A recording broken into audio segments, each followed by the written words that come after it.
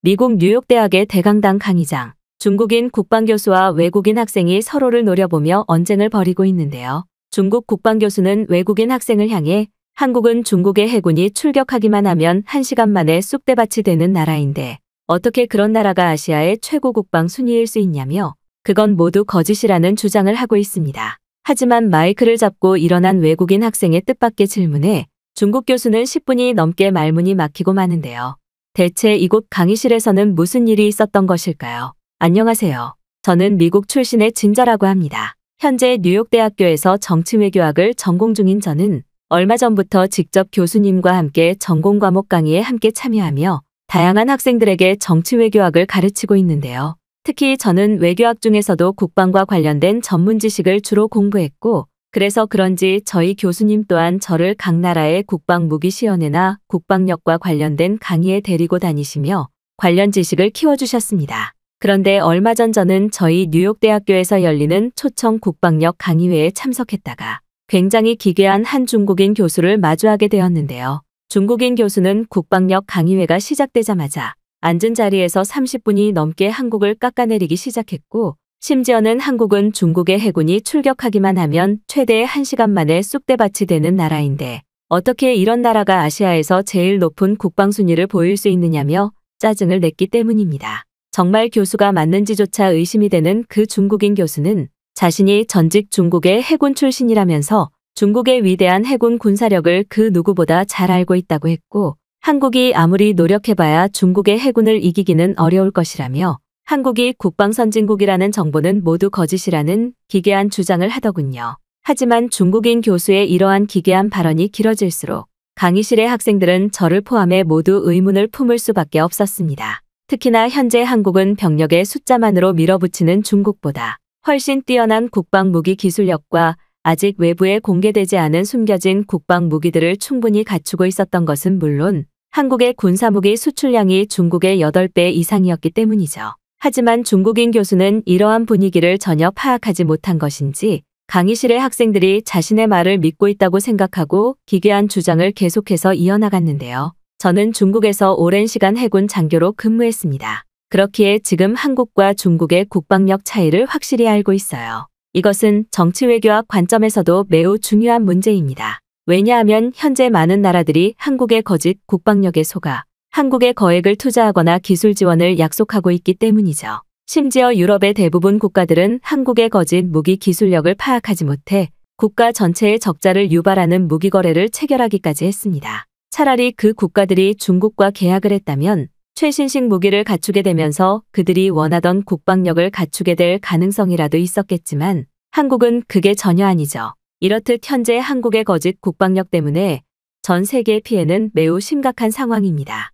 더더욱이나 현재 제일 큰 문제는 이러한 사실을 전혀 모르는 외국인 학생들이 한국이 외국인들이 살기 좋고 뛰어난 선진국이라며 이상한 소문을 내고 다니는 것은 물론 유튜브로 한국에서의 여행 브이로그를 촬영해 상당히 많은 수의 사람들을 속이고 있기 때문이죠. 지금 한국은 전 세계 국방력 순위 50위권이 정확한 상황입니다. 그들이 주장하듯 미국과 거의 동등한 국방력의 순위는 절대 아니라는 말이죠. 그 이유는 특징적으로 몇 가지가 있습니다. 일단 첫 번째로 한국의 근본은 중국의 속국이라는 사실인데 이러한 속국의 나라가 모국보다 뛰어난 군사무기 기술력을 가질 수 없다는 사실인데요. 상식적으로 생각해서 스승보다 뛰어난 제자가 나올 수 없다는 말입니다. 특히나 무기 개발의 제일 중요한 자본 능력에서 한국은 전 세계 최하위 수준이죠. 하지만 그와 반대로 지금 중국은 전무후무한 경제성장력과 무기기술력을 바탕으로 유럽권의 나라들과 아시아 지역 나라들 사이에 국방균형을 맞추고 있습니다. 지금 전 세계의 나라들은 중심을 잡아주는 중국의 국방력이 없으면 곧바로 전쟁이 시작되며 세계가 초토화되어 버린다는 말이죠. 그런데 이러한 상황에서 어떻게 갑자기 한국의 국방력이 급성장할 수 있을까요? 이게 사실 불가능하다는 말입니다. 한국은 지금까지 대국 중국에게 돈을 받거나 중국 국방부가 버린 무기들을 주워와서 기술 연구를 한 것이 전부였죠. 만약 중국의 이러한 배려가 아니었다면 그들은 지금도 다른 나라들은 탱크와 전투기를 타고 다닐 때 자동차의 기관총을 따라 그것이 탱크라는 미친 짓을 했을지도 모릅니다. 그만큼 현재 한국은 자체적인 무기 기술력이 전혀 없는 상황이에요. 또한 두 번째로 심각한 이유가 있습니다. 그건 바로 한국인들이 그렇게 똑똑하지 못하다는 사실이죠. 실제 지금 한국인들의 IQ는 평균적으로 80. 이것은 중국인들의 평균 IQ인 110과는 무려 30이나 차이가 나는 수준입니다. 사실상 사람과 동물의 지능 차이라고 볼 수 있을 만큼 생각의 깊이에서 엄청난 차이를 보일 수밖에 없겠죠. 상황이 이렇다 보니 한국인들은 자연스럽게 무기기술 개발을 끌고 갈 수 있는 기술력을 전혀 생각하지 못합니다. 한번 생각해 보세요. 이미 표준 규격이 정해져 있는 탱크나 전투기와 같은 일반적인 군사무기들도 시간이 지날수록 업그레이드가 되며 그 시대의 상황에 맞게 최신식 기술을 탑재하는 것이 정상입니다. 하지만 한국의 군사무기 관련 대기업들은 대부분이 지능이 낮은 사람들이 기술직에 앉아 있어 중국만큼 뛰어난 군사무기 혁신을 전혀 생각해내지 못하고 있죠. 그렇다면 이렇게 질문을 하는 학생들도 있을 것입니다. 지금 한국인들이 유럽권의 나라들에 대량으로 팔고 있는 탱크나 포탄과 같은 무기들은 뭐냐고 말이죠. 그게 바로 제가 지금 말씀드리는 마지막 발언의 이유입니다. 현재 한국은 자신의 국민인 한국인을 희생시키면서까지 돈을 끌어모아 그 돈을 모두 자신들의 국가적 거짓 이미지 메이킹을 할 수 있는 대대적인 비리 사업을 국가적 단위로 일으키고 있어요. 그 예로 한국이 유럽권의 나라들에게 군사무기를 대량으로 수출하는 것이 증거라고 할 수 있습니다. 아까 제가 설명을 했듯이 현재 한국이 보유하고 있는 군사무기 기술력들은 아무런 쓸모가 없는 상태입니다. 그냥 겉으로만 보면 깔끔하고 디자인적으로 뛰어날 뿐, 그 내부에는 아무런 최신식 기술이 탑재되어 있지 않은 사실상 깡통이라는 말인데요. 하지만 놀랍게도 유럽권의 나라들은 이러한 사실을 모두 알면서도 한국과 계약을 진행하고 있습니다. 왜냐고요? 그들의 국가가 한국 정부와 국방부에게 검은 돈을 받았기 때문이죠. 한국 정부는 한국인들의 세금을 더더욱 희생시키고 끌어모아 그것을 검은 돈으로 뿌리는 사기의 돈으로 사용하고 있습니다. 실제로 유럽권의 나라들이 지금 한국의 군사무기를 직접 사용하고 있는지 찾아보세요. 그 어떤 나라에서도 한국의 군사무기를 직접 최전방에 배치하거나 실전훈련에 사용하지 않고 있습니다. 유럽권의 나라들 또한 한국의 파렴치한 거짓 계약에 검은 돈을 받고 승인을 했다는 사실이죠. 이렇게 한국 정부는 유럽의 소규모 국가들과 먼저 거짓으로 계약을 한 뒤 이러한 기사들과 사진을 이용해 다른 유럽권의 나라들과는 정식으로 계약을 해왔던 것입니다. 한국의 국방력이나 무기기술이 전혀 없다는 진실을 모르는 다른 나라들은 이러한 한국 정부의 검은 돈 비리에 속아 넘어가게 되었고, 이것은 현재까지도 중국을 제외한 대다수의 나라에서 전혀 모르고 있는 사기 행각이죠. 심지어 이와 관련된 한국의 진실이 정말 믿기 어렵다면 지금이라도 한국을 한번 방문해보면 곧바로 알아차릴 수 있습니다. 그렇게나 많은 군사무기 계약을 했다면 한국인들이 부유해야 하는데 지금 한국을 한번 보세요. 1년이 지날수록 한국에서는 노숙자들이 기하급수적으로 증가하고 있고, 이제는 그들이 자랑하는 학벌 시스템마저 무너져서 대학교를 나와서 대기업을 들어가도 월급 20만 원의 하층민 삶을 살아가고 있습니다. 이러한 상황에서 어떻게 군사무기의 개발이 가능할까요? 그 자체로 불가능하다는 말이죠. 그리고 실제로 한국과 중국이 전쟁을 하게 된다면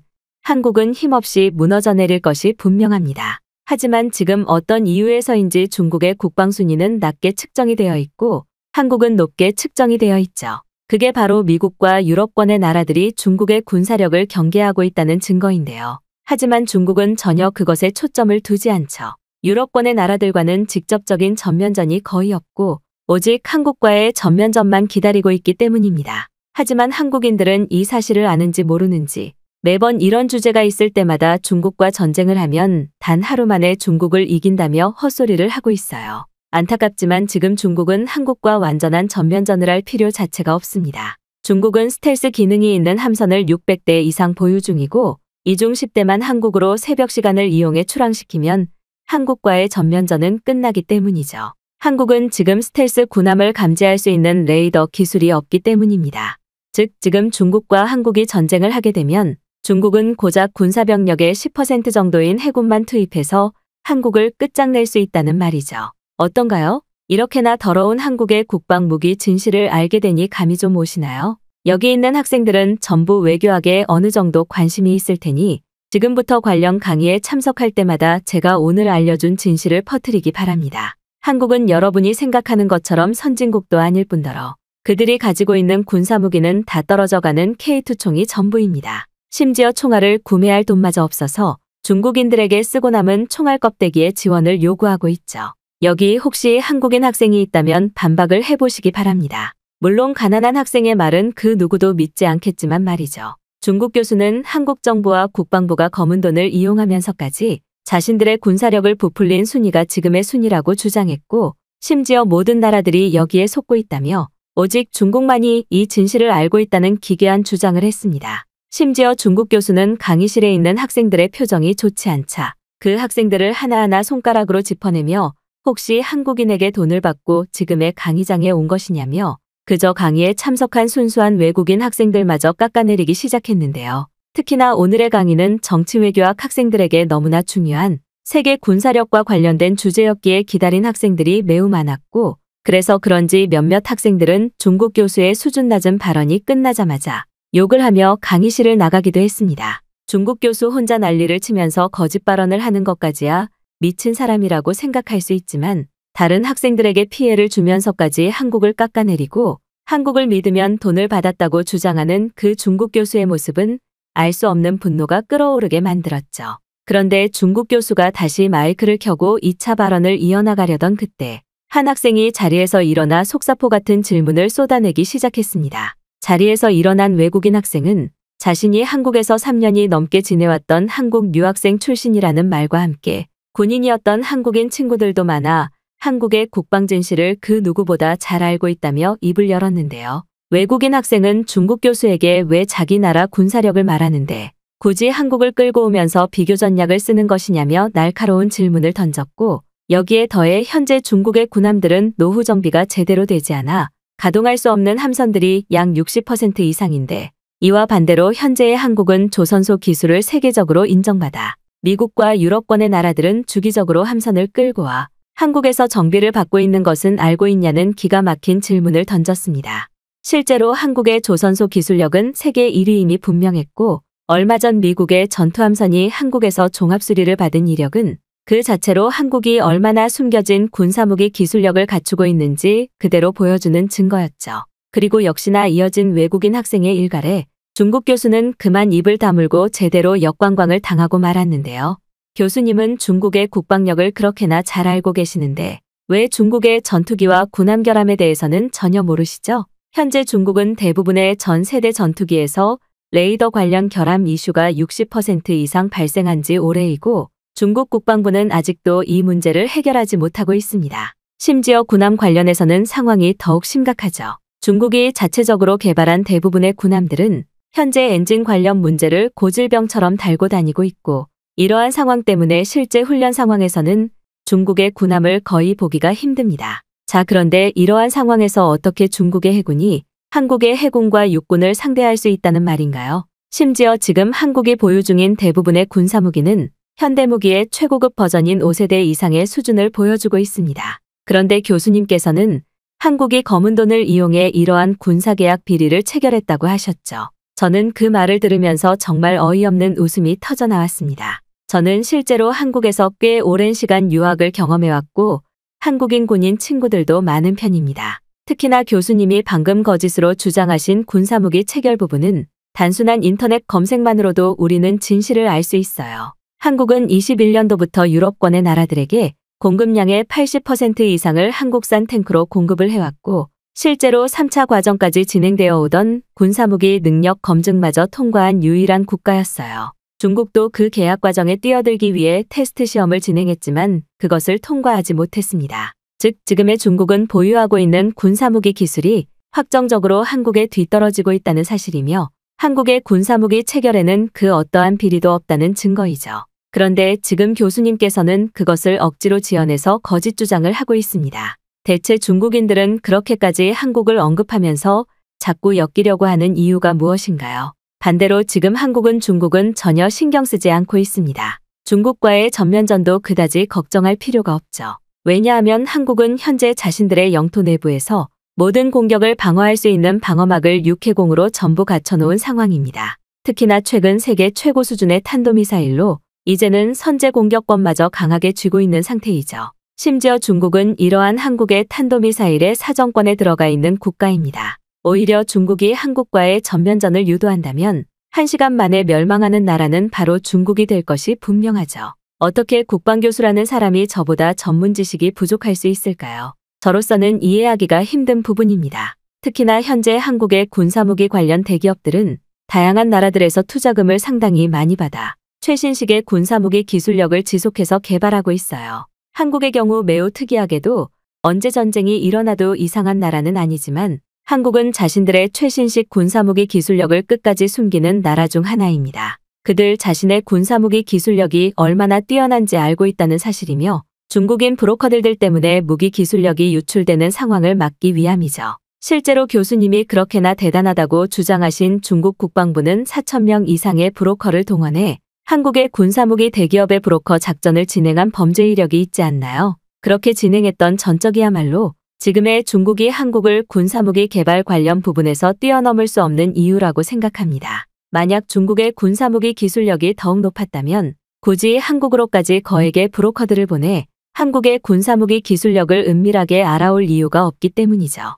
즉, 지금의 중국은 한국보다 군사무기 기술력이 떨어지는 것이 분명하며 중국 정부와 국방부도 이 사실을 확실히 인지하고 있다는 증거입니다. 특히나 이와 관련하여 아까 교수님이 강하게 주장하신 경제력과 관련된 부분도 한번 알아보도록 하죠. 교수님께서는 현재 한국의 경제력 수준이 어느 정도라고 생각하십니까? 사람마다 차이는 있겠지만 현재 한국은 전 세계의 순위권에서도 최상위권에 있는 유일한 아시아 국가입니다. 일본도 순위권에 있기는 하지만 현재 일본의 경우 경제력이 급격하게 낮아졌을 뿐 아니라 군사무기 분야에서 한국만큼의 기술력을 전혀 보여주지 못하고 있거든요. 이와 관련된 지표로 우리는 한국의 노숙자 관련 지표, 그리고 최하위 소득의 인구가 전체 인구의 어느 정도인지 확인할 수 있습니다. 그리고 놀랍게도 한국은 전 세계의 나라들 중에서도 노숙자가 거의 없는 나라인 것과 동시에 최하위 소득의 사람들이 다른 나라의 중상위권 이상의 소득 능력을 보여주고 있는 매우 특별한 나라이죠.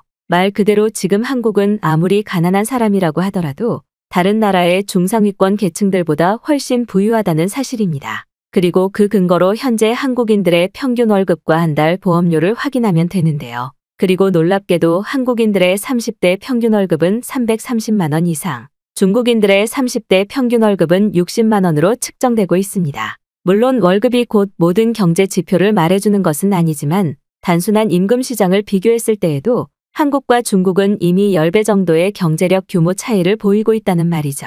상황이 이렇다 보니 한국의 군사무기 생산 대기업들은 더더욱 폭발적으로 자체적인 투자와 기술력의 향상이 가능하고 이것을 곧 한국의 군사무기 폭발적 수출이라는 대단한 결과물로 만들어냈습니다. 한국이 다른 나라들로부터 많은 군사무기 투자를 받는 것은 순전히 돈이 부족해서가 아닌 한국이 가지고 있는 군사무기 기술력이나 생산성이 다른 나라들보다 압도적인 효율과 결과물을 나타내고 있기에 군사무기가 필요한 유럽권의 나라들도 다른 나라가 아닌 오직 한국만을 선택하고 있다는 증거이죠. 특히나 폴란드와 한국의 관계가 이것을 명백히 보여주는 결과라고 할 수 있습니다. 폴란드는 한국과의 1차 계약 규모만 10조 원대였으며 한국에 요청한 모든 군사무기 생산 단위를 합치면 40조에 가까운 최대 계약을 체결했죠. 그리고 그 이유 중 하나로 폴란드 국방부는 한국의 빠른 무기 생산 효율을 콕 집어서 표현했습니다. 그렇다면 지금 한국은 외부로 모든 것이 밝혀지지 않았지만 군사무기의 대량 생산이 가능한 자동화 시설을 이미 전부 갖추고 있다는 말이죠.